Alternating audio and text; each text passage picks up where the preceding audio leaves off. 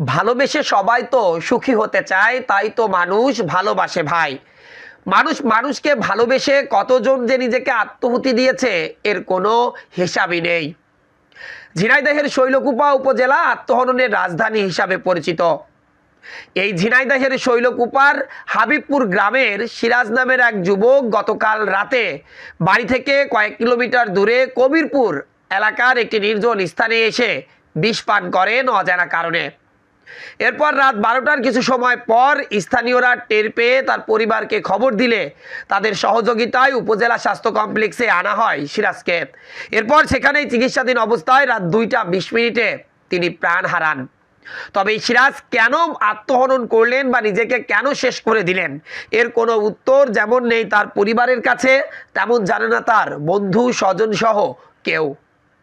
তার ভাইয়ের সাথে আমরা কথা বলছিলাম। তার ভাই আমাদেরকে জানাচ্ছিলেন যে গতকাল সন্ধ্যার পর থেকে সিরাজকে তারা খুঁজে পাচ্ছিলেন না। এরপর বিভিন্ন জায়গায় খোঁজাখুঁজি করার পরেও যখন না পাওয়া যায় তখন তারা উদ্বিগ্ন হয়ে পড়ে।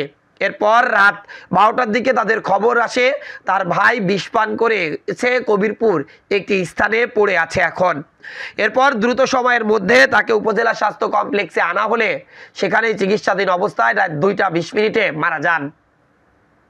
এই সিরাজ উপজেলার হাবিবপুর গ্রামের আকামত মণ্ডলের ছেলে বলে জানা যায়। স্থানীয়রা জানান যেহেতু পারিবারিক কোনো কারণে তিনি আত্মহনন করেনি, আবার তিনি বিয়েও করেনি, সুতরাং স্থানীয়রা অনেকেই ধারণা করছে হয়তো কোনো এক ছলনাময়ী মেয়ের সাথে তার প্রেমের সম্পর্ক গড়ে উঠেছিল। আর সেই মেয়ে যখন তাকে আর মেনে নিতে রাজি হয়নি তখনই হয়তো তার দুঃখকে তিনি আর সহ্য করতে পারেননি। এজন্যই তাকে কতটা ভালোবাসতো সেই ভালোবাসার প্রমাণ দিতে গিয়েই হয়তো তিনি তার নিজেকে আত্মহুতি দিয়েছেন। সিরাজের মৃত্যু নিশ্চিত হওয়ার পর শৈলকুপা উপজেলা স্বাস্থ্য কমপ্লেক্স কর্তৃপক্ষ শৈলকুপা থানাকে খবর দিলে তখনই শৈলকুপা থানার একদল পুলিশ এসে সিরাজের মৃতদেহটি প্রাথমিক সুরতাল করেন। এরপর আজ সকালে থেকে শুরু করে সিরাজের পরিবারের সদস্য এবং সিরাজ যেই স্থানে বিষ পান করেছে ওই স্থানে গিয়েও তারা তদন্ত করেছে। মৃত্যুর প্রকৃত কারণ ময়নাতদন্ত ছাড়া উদ্ঘাটন করা যাবে না বলে জানিয়েছেন শৈলকুপা থানার ভারপ্রাপ্ত কর্মকর্তা। এই কারণে এই সিরাজের মৃতদেহটি পুলিশ মর্গে পাঠিয়েছেন।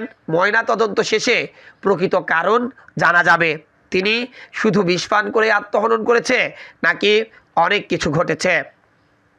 সহজ সরল প্রকৃতির এই মানুষটি লেখাপড়া খুব একটা না জানলেও বাবার সাথে প্রচুর কাজ করতেন মাঠে, অর্থাৎ কৃষিকাজে বাবাকে সাহায্য করতেন।